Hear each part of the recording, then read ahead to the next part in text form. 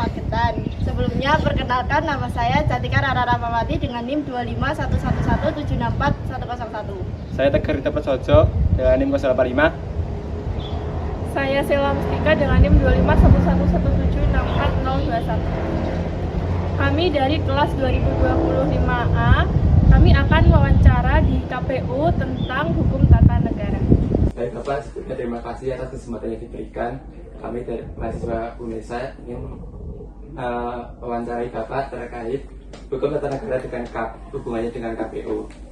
Di sini pertanyaan saya, sejauh mana kekuatan hukum dari Sirekap sebagai alat bantu transparansi dalam pembuktian hukum jika terjadi sengketa di MK?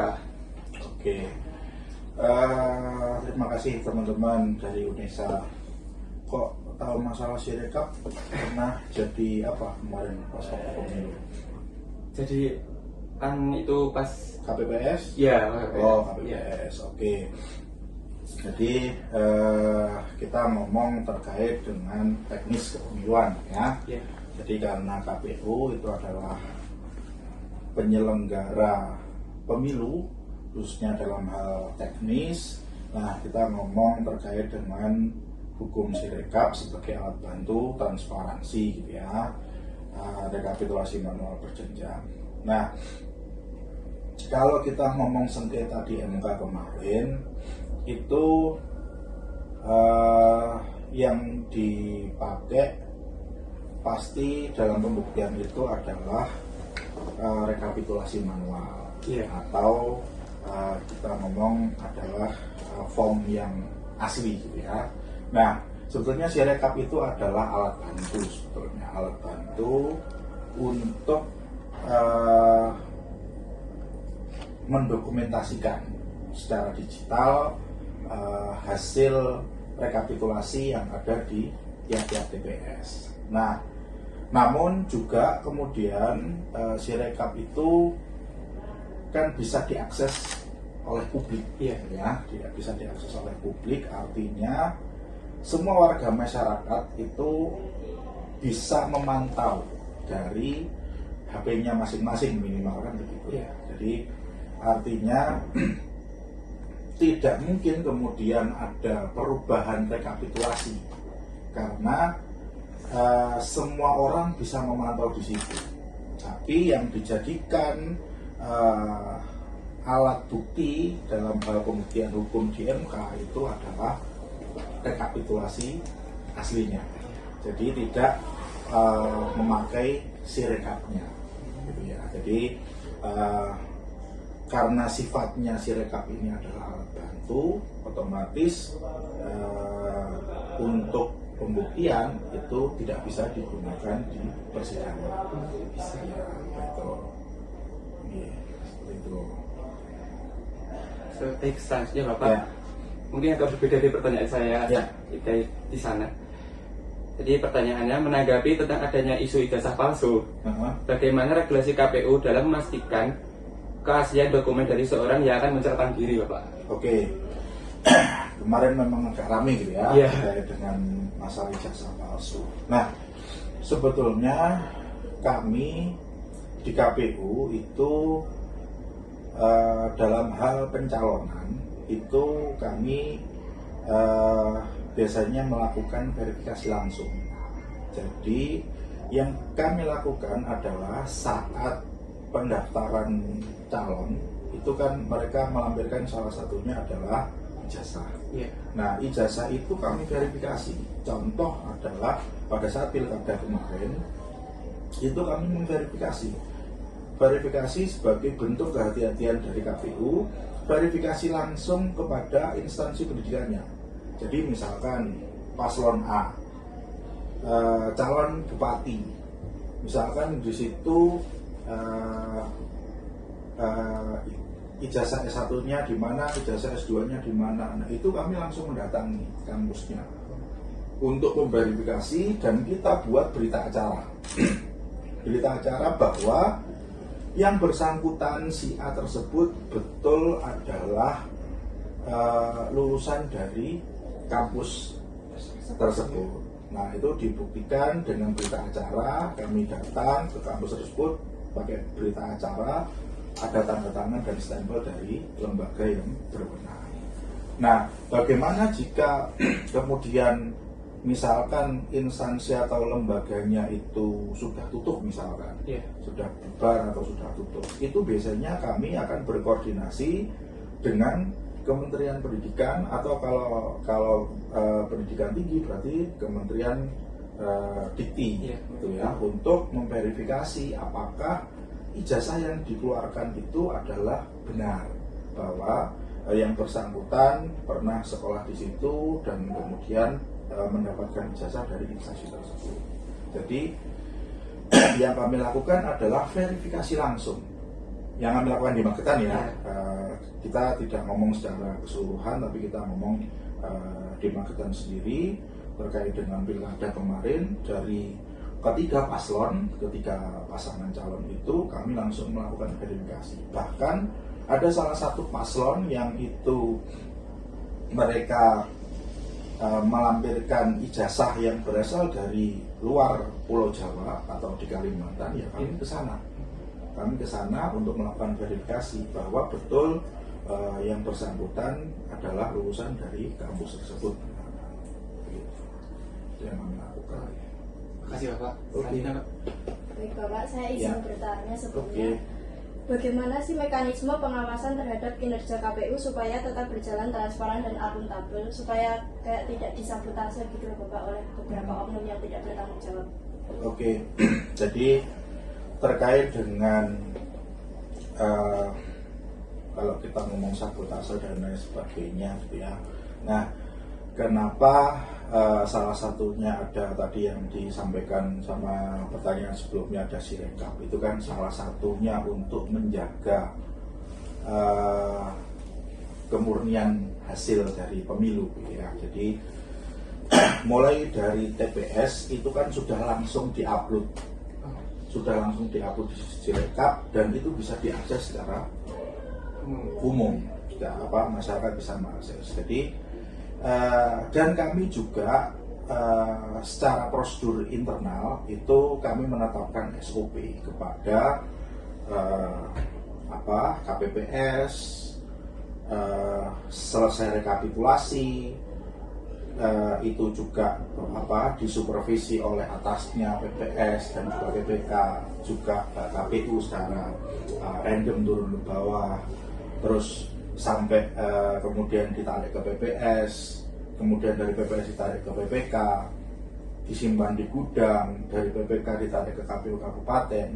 Itu semua melalui proses pengamanan yang kita juga melibatkan personel kepolisian di tingkatannya masing-masing. Jadi insya Allah terutama untuk di Magetan untuk sabotase atau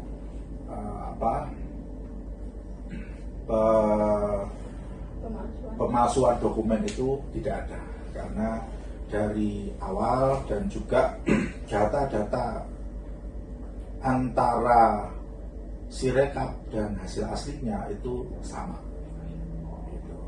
Dan biasanya kemarin setelah walaupun Sirekap sudah diupload, tapi teman-teman KPPS juga kan disuruh menyimpan foto-foto datanya, diupload kan begitu ya di Google Drive dan lain sebagainya. Nah itu juga salah satu bentuk improvement untuk menjagani hasil dari pemilu itu. Sama selanjutnya Bapak, saya mau bertanya, ini mungkin agak berbeda juga dari pertanyaan saya yang tadi. Dalam perspektif ketatanegaraan kan kedaulatan itu ada di tangan rakyat. Nah, bagaimana sih KPU Magetan memastikan supaya dinamika kotak kosong apabila terjadi tetap memberikan ruang edukasi politik yang adil bagi masyarakat?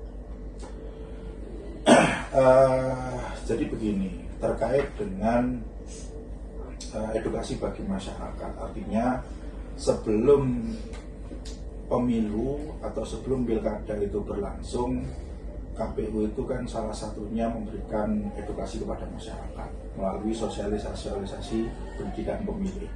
baik itu kepada masyarakat kelompok rentan, masyarakat secara umum, ataupun kelompok pemilih pemula. Nah, di situ kami mensosialisasikan bahwa pentingnya kenapa kita harus memilih itu apa, kenapa kita harus memilih pemimpin 5 tahun ke depan itu, kenapa kan seperti itu. Nah, terkait dengan misalkan adanya kotak kosong, artinya tidak ada lawan politik yang ada pada kontestasi pemilihan tertentu, itu alhamdulillah kan kalau di Magetan kan tidak ada, ya. Kalau di Magetan tidak ada. Cuman memang kalau kita lihat di pilkada kemarin contohnya, itu kita tidak bisa menghindari adanya kotak kosong. Nah, itu semua di luar kewenangan dari KPU, karena sejatinya untuk dalam hal rekrutmen politik itu kan berada di parpol, ya, berada di parpol. Nah, kemudian apabila mungkin di salah satu daerah tertentu kemudian semua parpol misalkan mendukung hanya salah satu paslon misalkan, dan kemudian tidak ada kontestan lainnya, ya memang itu tidak bisa dihindari. Tapi kami kalau dari sisi KPU, kami pasti mengedukasinya adalah bahwa masyarakat harus cerdas memilih. Bagaimana masyarakat harus melihat track record dari calon pemimpin yang akan dipilihnya untuk memimpin 5 tahun ke depan, yang akan melahirkan kebijakan-kebijakan politik yang itu nanti akan bersinggungan kepada masyarakat secara langsung. Bapak, terima kasih karena sudah menjawab pertanyaan saya tadi. Oke. Baik Pak, izin bertanya. Pertanyaan saya yang pertama yaitu bagaimana KPU menangani risiko gugatan di PT UN terkait penetapan daftar pemilihan tetap yang seringkali dianggap tidak akurat. Oke. Kalau terkait dengan gugatan di PT UN terkait dengan daftar pemilih tetap, ya, daftar pemilih tetap, alhamdulillah kami di Magetan tidak pernah mengalami hal itu. Nah, biasanya yang kami lakukan terkait dengan daftar pemilih tetap yang sudah kami lakukan kemarin itu adalah pemutakhiran data pemilih berkelanjutan, ya. Jadi bahkan sampai hari ini itu KPU punya program nasional yang prioritas, gitu ya. Salah satunya adalah pemutakhiran daftar pemilih berkelanjutan yang kami lakukan 3 bulan sekali, bahkan selepas pemilu berakhir, ya. Jadi kan pemilu berakhir kemarin di Februari 2024 dan pilkada di November 2024, tapi kan ada PSU, ya. Jadi kita selesai di 2025. Tapi kami tetap melakukan pemutakhiran data pemilih untuk memutakhirkan setiap triwulan sekali warga yang sudah meninggal, kemudian warga yang pindah masuk dan pindah keluar, juga pemilih potensial baru yang masuk usia 17 tahun, juga TNI Polri. Jadi warga sipil yang kemudian masuk ke TNI Polri otomatis kan hak pilihnya hilang, gitu ya, hilang secara konstitusional. Namun juga TNI Polri yang kemudian memasuki masa purna atau masa pensiun itu kan juga kita mutakhirkan untuk masuk lagi ke DPT, kan seperti itu. Nah, alhamdulillah dan insya Allah DPT kita kemarin tidak ada masalah, artinya bersih lah ya, bersih. Cuman memang kalau kita kemarin menemui itu pemilih yang pindah pilih misalkan, itu memang tidak bisa kita hindari. Contohnya misalkan ya, teman-teman mahasiswa Unesa Alipa misalkan yang pada waktu pemilu cuman libur 1 hari, misalkan libur 1 hari, tapi rumahnya jauh di Surabaya atau mungkin di Madiun lah misalkan, kan mau balik, kalau Madiun kota mungkin deket ya, kalau Madiun yang kayak Saradan itu kan mungkin agak jauh, kan bisa pindah pilih menggunakan daftar di KPPS dan lain sebagainya, itu kan bisa. Nah itu tidak bisa kita hindari, namun kan ada batasan aturan-aturan yang sudah ditetapkan. Misalkan di setiap TPS itu kan cuman punya cadangan surat suara 2,5%. Nah itu kan tidak bisa lebih dari itu, dan itu tidak bisa kita hindari seperti itu. Pertanyaan saya selanjutnya yaitu bagaimana KPU menjamin perlindungan data pribadi pendukung sesuai UU Perlindungan Data Pribadi UPDP? Oke, terkait dengan Undang-Undang Perlindungan Data Pribadi ini, kami selalu berkomitmen penuh, gitu ya.